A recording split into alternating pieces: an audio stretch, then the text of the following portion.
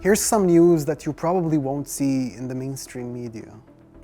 On March 23, 2025, in the Tal Sultan district of Rafah, Israeli forces executed 15 medics. These were not soldiers or militants, but dedicated professionals from the Palestinian Red Crescent, civil defense, and a member of the United Nations relief team. Their sole mission was to provide care for the wounded and uphold the sanctity of life in a place where hope is already in short supply.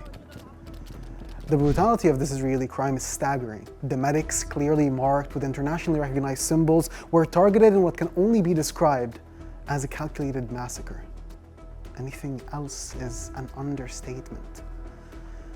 Their bodies were later discovered in a mass grave, brutally entombed by bulldozers, a grim testament to the cruelty of the act. And that's not all. Israeli soldiers took it even further. Eyewitnesses said that the medics had their hands tied and were clearly executed, as evident by the chest and head wounds from a close range. In a world that often turns a blind eye to the suffering of Palestinians, the execution of these medics calls into question the very essence of moral conduct in warfare. The official Israeli narrative attempted to shift blame by alleging that the medics were moving suspiciously or were involved in militant activities, claims that were quickly refuted when confronted with undeniable evidence. The names and identities of these medics did not match those of any combatants. This event is not an isolated incident, but part of a disturbing pattern of disregard for human life by the Israeli forces. Throughout the war, there have been numerous reports of ambulances being targeted, field hospitals being bombed, and doctors being shot while attending to the injured. Each act of violence against those who choose to save lives is just telling of the criminal Israeli mind.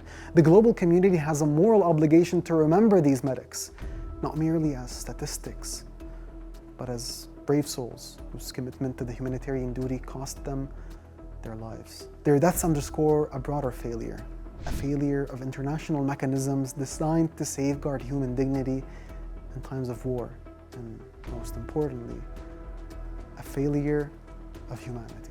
For months and months, Israeli bombs rained on everyone in Gaza, not sparing the elderly, children, or even medics.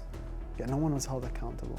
Yes, ICC warrants were issued, but Netanyahu can go to Hungary and return like nothing happened. This is not accountability. This is merely a bureaucratic play. The loss of these medics is a loss for humanity. And with a lack of accountability, the Israeli perpetrators will continue doing such heinous acts and remain untouched.